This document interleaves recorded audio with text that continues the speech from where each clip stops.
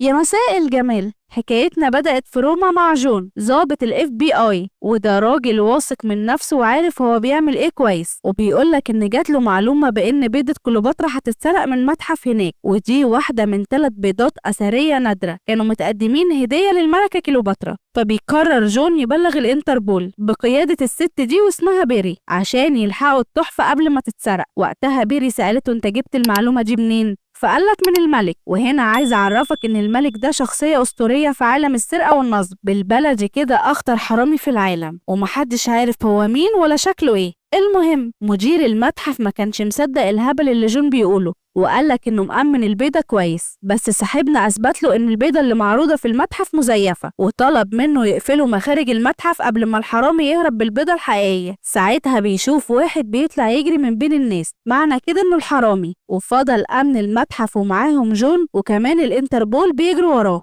لكن هو عامل شبه القرد وعمال يتنطط ويخلع منهم كل ما يحاولوا يمسكوه لحد ما قدر يهرب. بعدها بنشوف الحرامي ده واسمه نولا رايح المخبأ السري بتاعه مع البيضة، بس جون وراه وعارف مكانه، والانتربول المرة دي زنه وقبض عليه. وبعد ما بيري اخدت البيضة طلبت من جون يأمنها ويحطها في العربية. ساعتها البنت دي كانت متنكرة في زي واحد من الانتربول وسرقت البيضة وحطت مكانها واحدة مزيفة من غير ما حد يحس. ولما رجعوا روما بيري عرفت ان البيضة مزيفة وما كانش قدامها غير حاجة من 2، يا اما نولا اداهم بيضة مزيفة من الاول او ان جون هو اللي بدلها، لانه اخر واحد كان ماسك البيضة، خصوصا لما كلمت الاف بي اي في امريكا وطلعوا ما يعرفوش حاجه عن ضابط اسمه جون من الاصل. فحبست الاتنين في سجن في حته معزوله في روسيا لحد ما تعرف مين اللي بدل البيضه وسرقها. ساعتها الاتنين فهموا ان الملك هو اللي وقعهم وضرب عصفورين بحجر واحد. طيب ايه السبب اللي يخليه يعمل كده؟ هقولك، بس الاول ما تنساش تدعمنا باللايك والاشتراك عشان يوصلك كل جديد. نكمل حكايتنا. نولا قال له ان البيضه دي واحده من 3 والتانيه موجوده عند تاجر اسلحه في اسبانيا، والبيضه الاخيره محدش يعرف مكانها لحد دلوقتي، وفي ملياردير مصري هيدي 300 مليون دولار للي هيجيب له ال3 تحف دول عشان يقدمهم هدية لبنته يوم فرحها. فأكيد الملك سرق البيضة عشان كده. بعدها بشوية ضابط السجن قالك إن عندهم زيارة، وقتها بيتفاجئوا بالبنت إياها وبتقولك إن هي الملك واسمها سارة بليك، وهي اللي وقعت جون ونولا في النصيبة اللي هم فيها. ساعتها قالتلك إن عندها عرض ليهم، هي معاها البيضة الأولى وعارفة مكان التانية، لكن الوحيد اللي في العالم يعرف مكان البيضة التالتة هو نولا.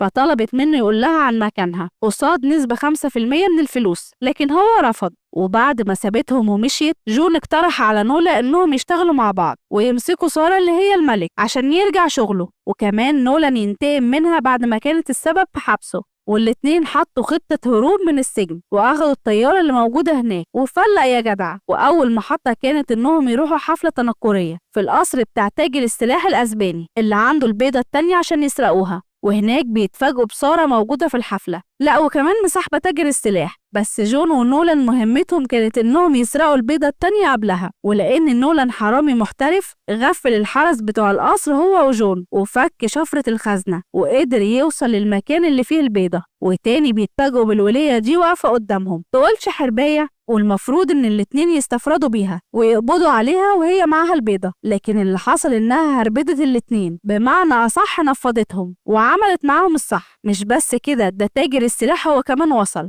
وكمل عليهم. وتاني يوم الاتنين صحيوا لقوا نفسهم مربوطين، وسارة نزلت تعذيب في جون بالكهرباء لحد ما كان هينور عشان نولان يقول لهم على مكان البيضة التالتة. وقبل ما جون يفطس في ايديها نولان قالك ان البيضة التانية موجودة في مصر جوه مقبرة سرية في الهرم الكبير. ساعتها سارة وتاجر السلاح شربوا كاسين عشان يحتفلوا بعد ما عرفوا مكان البيضة التالتة، لكن الحرباية كانت حاطه له منوم وطلعت بتلعب على الكل واخدت البيضة التانية ومشيت. ويا دوبك طلعت من الباب تاجر السلاح فاق، بس كان لسه مغيب من تأثير المنوم، فمسك المسدس وفضل يحاول يضرب نولان وجون لحد ما طلقة جت في الكلبشات بتاعتهم والاتنين هربوا. والمفروض ان جون ونولان يطلعوا على مصر عشان يلحقوا سارة قبل ما تاخد البيضة التالتة، لكن نول بيفاجئه ويقولك ان كل الكلام اللي قاله لها كان بلح والبيضة مش في مصر اصلا. وبدأ يحكي له حكاية البيضة التالتة ويقولك ان اخر مرة حد شافها كانت مع تاجر آثار ألماني كان بيبيع التحف لهتلر، وبعد الحرب العالمية التانية لما كل بضاعته اخد مركب وطلع بيها على الأرجنتين وخبى كل التحف اللي كانت معاه في مكان سري هناك، والاتنين اخدوا بعضهم وسافروا الأرجنتين. وفضلوا يفتشوا في الغابة كلها على المخزن السري لحد ما وصلوا له، ولقوا تحف وعربيات من كل حتة في العالم، ووسط التحف دي بيضة كليوباترا الأخيرة.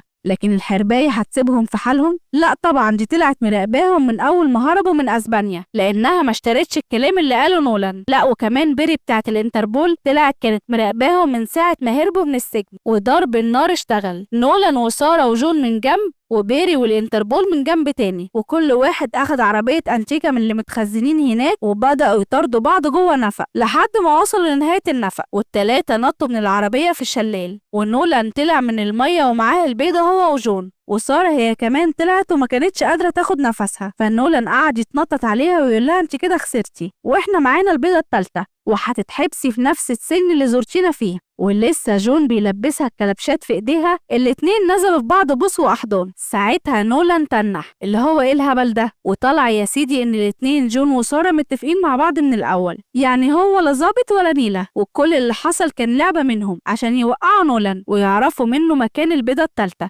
بس نولان ما كانش مصدق برضه، وقال لك ده انا شفتك وانت بتكهربيه بعيني. فقالت لك ما هي دي الطريقة الوحيدة اللي كنت هتجيله بيها مفتاح الكلبشات من غير ما تاجر السلاح ياخد باله.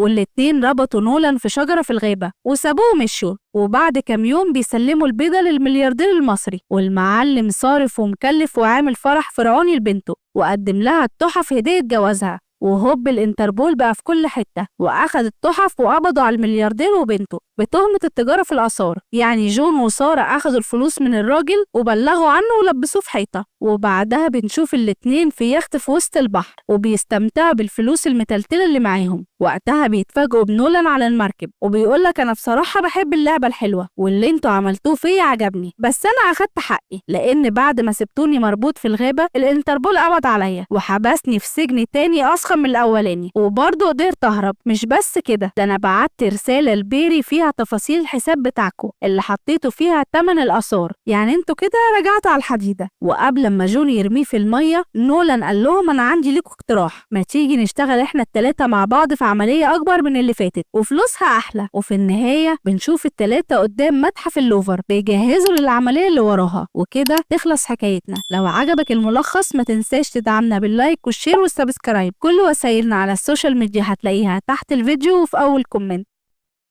باي.